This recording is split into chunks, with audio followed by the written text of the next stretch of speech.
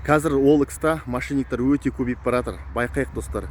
Сендерге қазір мен самый сол мошенниктердің ең распространенный схемаларын айтып кетейін. Сол схемаға қазір көп адамдар сол схемаға ұрынып жатыр.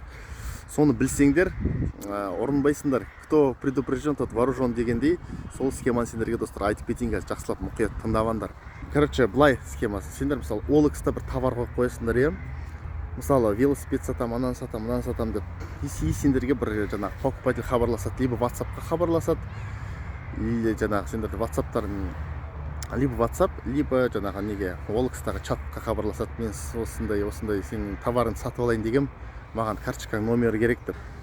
Сол айтады сендерге, срочно маған жаңағы карточкаңды жібер, либо карточканың фотосын дейді, жаңағы алтын артын, либо сен жаңағы карточкаңды жазып жібер дейді, жаңағы карточкадағы бүкіл данный цифраларды жазып жібер дейді. И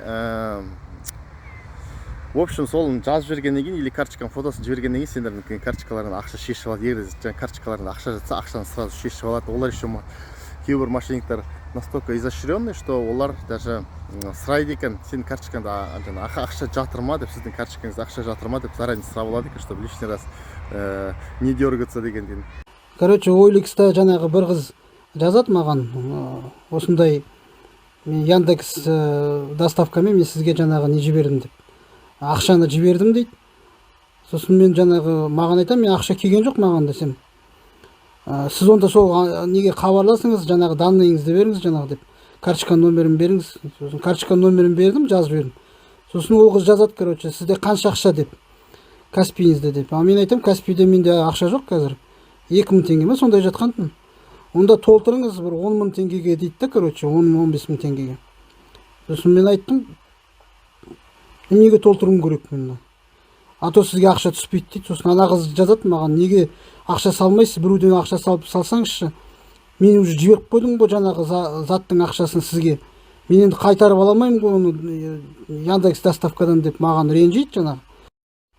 Сосын мен сразу ойландым, мошенник қой деп. Сөйтіп келімше болған жоқ, бір жолдасым айтады, мені де алдады, короче, 100.000 теңгеге попал я. Мен солай тура дәл сен сияқты алдады дейді. Яндекс доставка мен етіп жүремін, мен басқа қалада тұрам. Соған почтаға жібердім, сіз жаңағы данныйыңызды беріңіз, жаңағы осындай. Сіздің счетыңызда бірінші қанша ақша жатқанын сұрап алады жаңағы ше. Мысалы 10.000-нан артық нетсе, короче, сразу шешіп алады екен. Анада 100.000-нан артық ақша жатқан ғой, соны шешіп алыпты. Жаңағы карточканы береді, соны айтады осындай деп, мен жіберейін деп отырмыз деп. OLX-тан алдайды екен масқара. Настолько мошенниктер наглый. Сол достар, мен алдында Инстаграмда сторисқа шығарғам, жаңағындай. Достар, мошеннический схеманы жазып жүріңдерші, кім қандай схемаға ұрынды деп сол кезде маған қаншама адамдардан сообщение келді. И жаңағы схема самый распространенный екен. Сондықтан достар, ол қармаққа түспейік, байқап жүрейік.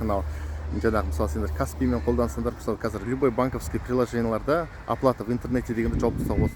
И сол оплата в интернете дегенді соны всегда жауып жүріңдер, өйткені ол ашық тұрса, любой момент адамдар данныйын біліп алса шешіп алады ақшаны.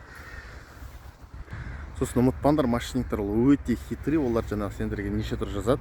Карточка номер маған осы мен сен карточканың андай жаңағы задний CV кодын жібермесең, мысалы мен ақша лақтыра алмаймын деп деген сияқты неше түрлі жаңағындай нелер айтады.